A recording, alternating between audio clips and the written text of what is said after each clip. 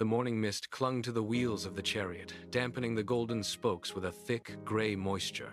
It was a heavy, suffocating blanket that refused to lift, turning the entire plain into a blurred expanse of white. Every movement of the horses sent a ripple through the fog, a slow, rhythmic disturbance that felt far too loud in the unnatural stillness. The chariot shifted on the uneven ground, the wood groaning under the weight of the moment. There was no wind to clear the air, only the stagnant, damp chill of dawn settling deep into the earth. The horses pawed at the soil, their hooves striking stone with sharp, echoing cracks that vanished instantly into the haze. Ahead, the horizon remained hidden, obscured by the dense wall of vapor that seemed to hold its breath.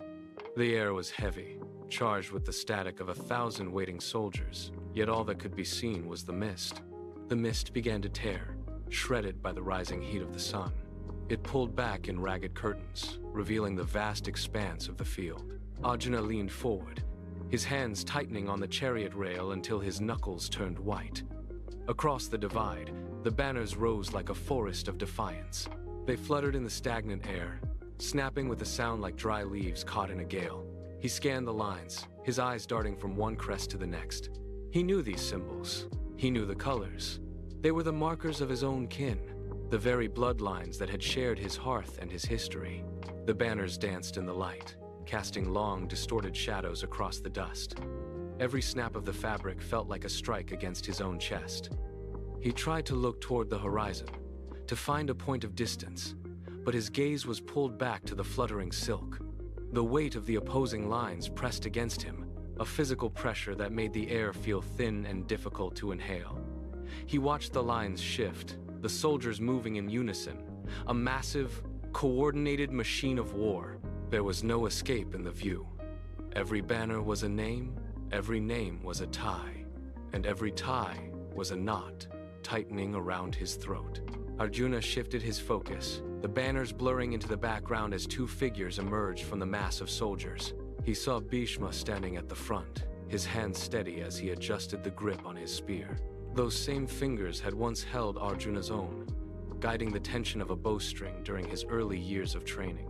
The memory surfaced with painful clarity, the rough texture of skin, the quiet, authoritative pressure on his wrist. A few paces away stood Drona, his posture an immovable wall of resolve. This was the man who had shaped his discipline. The hands that had nurtured his potential were now poised to direct the destruction of his life. The distance between the chariots seemed to shrink, turning the battlefield into a graveyard of his own formative years. The conflict was no longer abstract, it was a physical ache, a tightening in his throat that made the morning air taste like ash. The realization settled into his bones, heavy and cold. Arjuna tried to raise his arm, to signal the start of the engagement, but his muscles refused the command. The connection between his intent and his body had been severed. He looked down at his own hands, the fingers that had mastered the art of the long-range strike, and saw them twitching against the wood of the bow. The grip he had maintained for years suddenly felt alien, as if he were holding a weight he could no longer support. His knuckles turned pale, then slack. The tension in his forearm vanished, leaving his limb hanging limp at his side. He tried to tighten his hold, to force the muscles to obey, but the effort only made his hand tremble more violently. The bow, a weapon of immense power, became nothing more than dead weight. It slipped, sliding through his palm with a dry, rasping sound of friction. He watched it happen as if from a great distance, unable to intervene. The bow struck the floor of the chariot with a hollow, metallic ring that echoed across the silent space between the lines. The vibration traveled up through the floorboards and into his feet, a jarring reminder of his failure. He stood there for a heartbeat, his hands empty, his posture broken, as the reality of his inability to fight finally took hold of his entire frame. The sound of the bow hitting the floorboards lingered in the air, a sharp, final note that seemed to drain the remaining life from his posture. Arjuna remained frozen for a second, his hands still curled into the shape of a grip that held nothing. He tried to lock his knees, to force his spine into the rigid alignment of a warrior, but the effort was futile. His legs buckled, the strength leaving them as if the ground beneath the chariot had suddenly turned to liquid. He sank onto the wooden bench, his weight hitting the seat with a dull, heavy thud. The movement was uncoordinated, a total surrender of the physical discipline he had practiced for a lifetime. He leaned forward, his elbows digging into his knees, and his shoulders began to shake. It was a rhythmic, convulsive motion that traveled from the base of his neck down to his spine. He stared at the dust swirling around the chariot wheels, watching the particles dance in the stagnant morning air. Every breath he drew was jagged, catching in his throat like a stone. He did not look up. He did not scan the horizon for the enemy lines. He kept his gaze fixed on the earth, where the shadows of the horses stretched long and dark. The silence of the battlefield pressed against him, heavy and suffocating, as he sat there, his body betraying the stillness he had spent years trying to master. He was no longer a commander of armies, but a man trapped in the wreckage of his own certainty. Arjuna kept his eyes locked on the churned earth beneath the chariot. He could hear the distant, rhythmic thud of war drums and the occasional neighing of horses, but the sounds felt detached, as if occurring in another world. He shifted his weight, the wooden bench creaking under him. He looked up, his jaw tight, and met the gaze of the man holding the reins. "I cannot strike them down, Krishna," he said. His voice was low, strained, and lacked the resonance of a commander. He pointed toward the opposing lines where the banners of his kin stood motionless in the heat. "Look at them. To win a kingdom by spilling the blood of my own blood is a hollow victory. It is a prize that tastes of ash." He gestured vaguely at the vast expanse of the field, where the dust had begun to settle over the ranks of men. He did not blink. "Every strike I land will be an act of erasure against my own history. There is no triumph in this, only a bitter, lasting silence where my family once stood." He leaned back, his hands resting heavily on his thighs, waiting for the impact of his words to settle in the space between them. Arjuna shifted his position on the bench, his gaze drifting away from the lines of soldiers toward the distant, hazy tree line on the horizon. He spoke with a sudden, sharp clarity. "I would rather walk away into the forest with nothing," he said. He gripped the edge of the chariot seat, his knuckles white against the dark wood. "I would trade this chariot for a beggar's bowl and a life of silence under the canopy." He looked at his own hands, calloused from years of training, and imagined them gathering wild roots instead of drawing a string. "I would sleep on the bare earth, eat whatever the forest provides, and live in poverty rather than sit upon a throne built from the lives of my own kin." He stood up briefly, then sat back down, his movements restless and agitated. "The forest offers a peace that this field can never provide." He looked back at the opposing ranks, his expression hardening with a final, desperate resolve. "Let them take the kingdom. Let them divide the land." He let out a long, ragged breath, his eyes fixed on the distant trees, as if he could already see himself disappearing into the shadows of the forest. Krishna did not turn his head. He held the leather reins with a grip that did not waver. His knuckles relaxed despite the tension radiating from the man beside him. The horses sensed the hesitation in the air. They pawed at the dry earth, sending small plumes of dust swirling around the chariot wheels. One horse tossed its head, the metal bit clinking sharply, but Krishna exerted a steady, constant pressure on the lines, keeping the team in place. He remained motionless, a pillar of composure amidst the mounting chaos of the surrounding camps. Arjuna slumped further, his shoulders sagging, his hands trembling as he stared at the ground. Krishna watched the horizon, his face unclouded, his breathing rhythmic and slow. He did not offer a gesture of comfort, nor did he shift his stance to acknowledge the defeat in Arjuna's posture. The horses settled, their breathing syncing with the calm of the driver. Krishna waited, his eyes fixed on the distance, his expression remaining perfectly neutral. The war horns erupted from the opposing lines, a discordant blast that rattled the very frame of the chariot. The sound was not merely a signal, it was a physical force that pressed against the chest, drowning out the wind. Arjuna flinched, his head snapping toward the noise, his eyes wide as the clamor intensified. The horses reared, their hooves striking the hard-packed earth with rhythmic, desperate thuds. Krishna did not blink. He tightened his hold on the leather lines, his posture shifting just enough to brace against the vibration. Then, he spoke. The sound of his voice did not compete with the horns. It bypassed them entirely. It was a low, resonant tone. Arjuna froze, the sound of his own ragged breathing silenced by the sudden weight of those words. The horns continued to blare, but they no longer mattered. The only thing that remained was the command in Krishna's voice. Krishna turned his head slowly, his eyes meeting Arjuna's with a clarity that felt like a physical weight. "You weep for shadows, Arjuna," he said. The words hung in the air, stripping away the gravity of the scene. Arjuna blinked, his grip on the chariot rail tightening until his knuckles turned white. He looked toward the opposing lines, but the banners and the spears seemed to lose their substance under Krishna's gaze. The faces of his kin, once so distinct and demanding, blurred into the dust of the plain. Krishna gestured toward the horizon, his hand steady, pointing not at the soldiers but at the empty space between them. He spoke again, his tone devoid of pity. A stark command that forced Arjuna to look past the physical forms standing on the field. Krishna watched him, waiting for the recognition to take hold, his expression remaining as fixed as the earth beneath the wheels. Krishna did not pause. He leaned forward, his hand resting firmly on the chariot frame as he spoke of things that existed outside the reach of the sword. "The soul is not bound by the blade," he said, his voice steady and rhythmic. He gestured to the weapons clutched by the soldiers in the distance. "No steel can sever it, no fire can consume it. It is not withered by the wind, nor drowned by the rising tide." Arjuna stared at his own hands, then back at the field. He tried to reconcile the permanence of death with the words Krishna offered.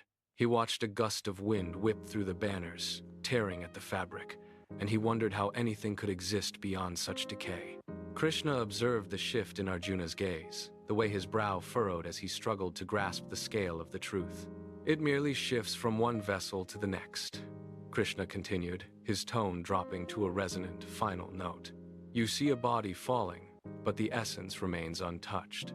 Arjuna felt the cold air against his skin, the reality of the battlefield pressing in, yet the words began to settle into the silence. Arjuna looked down at his own fingers, the calluses worn deep from years of practice. He tried to see them as mere instruments, but the weight of the bow felt like lead in his mind. He closed his eyes, and the image of the battlefield surged back not as a cycle, but as a graveyard. He saw the string pulled taut, the arrow flying, and the inevitable collapse of those who had taught him to walk. His breath hitched, a sharp, ragged sound that cut through the stillness of the chariot. He gripped the edge of the wooden bench, his knuckles white, his pulse thrumming against his skin.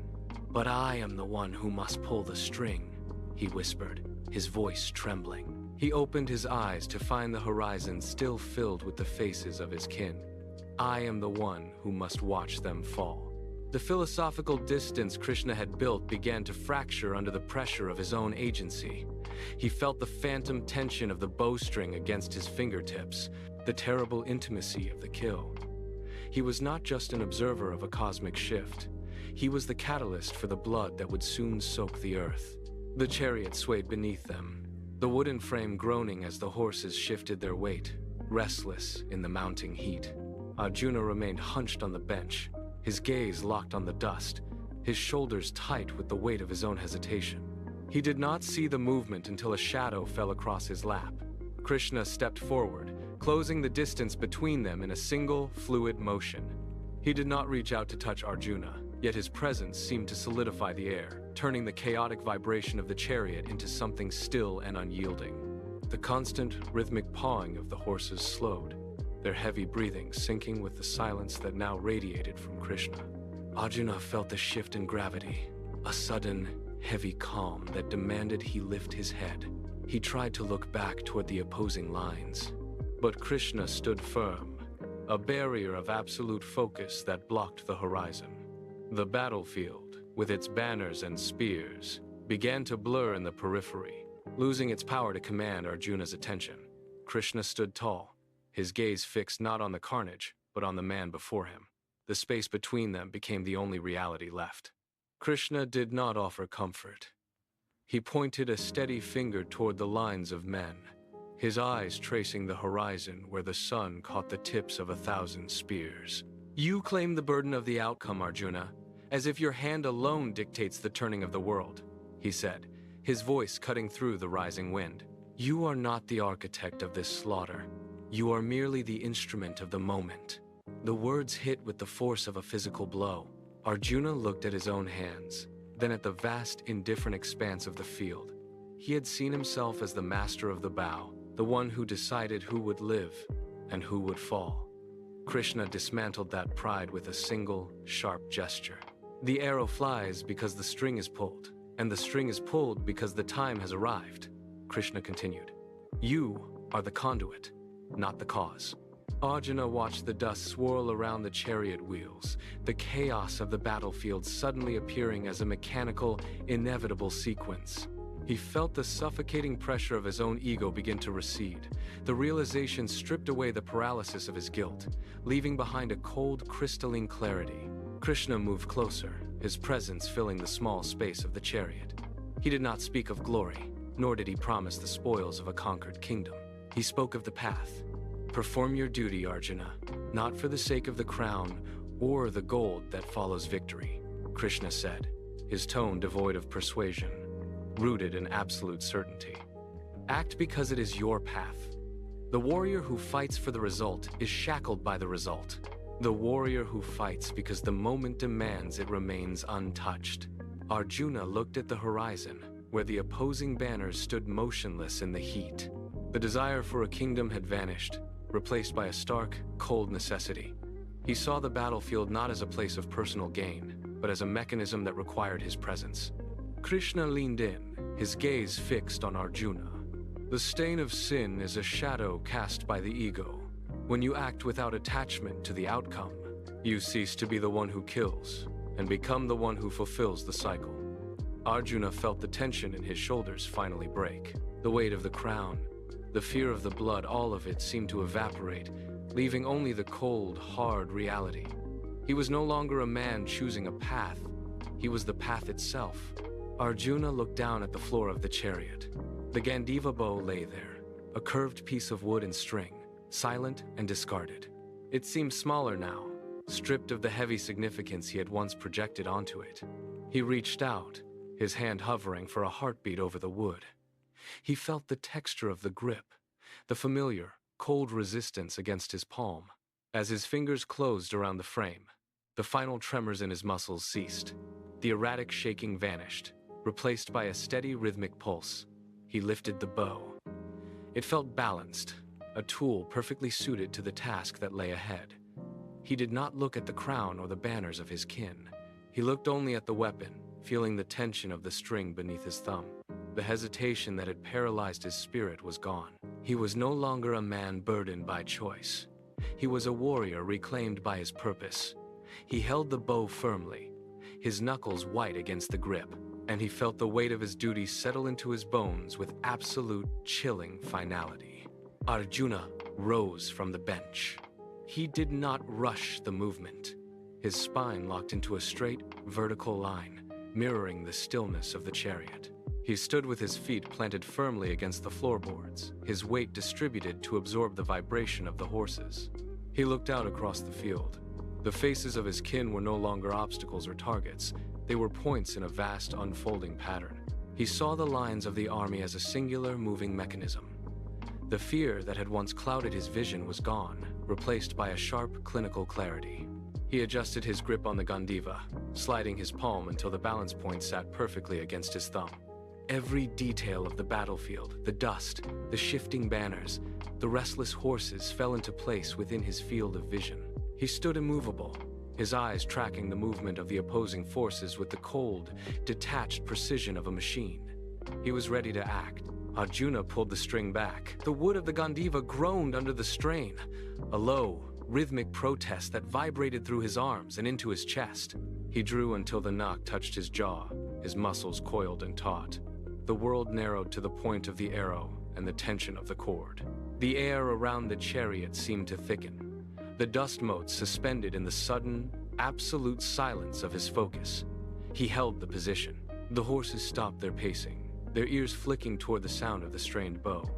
The opposing lines of the army appeared as distant, static figures against the horizon. He did not blink. He did not breathe. He released the string. The sound tore through the stagnant air, a sharp, violent crack that echoed like a thunderclap across the entire field. It was a singular, piercing note that silenced the distant war horns and the low murmur of the wind. The vibration traveled through the chariot floor, shaking the dust from the wheels. Arjuna stood perfectly still, the bow held high, the echo of the shot rolling over the plains. The hero had returned, and the silence of the morning was shattered. The final resonance of the bowstring died away, leaving the air heavy and still. Arjuna did not lower his weapon. He held the bow at the ready, his stance wide and braced against the chariot frame. He signaled to the driver with a sharp, downward motion of his hand. The horses surged forward, the wheels biting into the dry earth with a rhythmic crunch. He watched the distance between his position and the opposing lines shrink. Every movement of the chariot was calculated, every turn of the wheels a step toward the inevitable. He scanned the field ahead, noting the shifting positions of the banners. There was no hesitation in his posture. His gaze remained fixed on the center of the opposing force, tracking the movement of the commanders with a steady, unblinking focus. The internal conflict had been resolved. The external path was now clear. The chariot accelerated, carrying him into the heart of the field.